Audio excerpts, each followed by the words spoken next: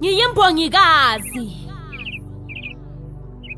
Ngiyaziqhenya ngobuntu bami ngilamahloni, ngiliqhawekazi elazalwa ngunina kwaGalamanina. Umavodlovodlo yebo yimina, intombi yokuqala lokugcina, emnyama khaca kukhazimula isiphaqa esakazibale liqathe libabo kwedlula kwesihaqa. Mabethuke wayibona na intombi eqansa uqaqa ethi mayinyathezela umhlaba uqhaqhazele kunyakazele ngesisindo sezithende zayo. Ke lapho bayabo besho mina qho yintombi yase-Africa for, and I represent the beauty of an African cause I'm free and I can. I'm proud of my dark skin and my kinky hair.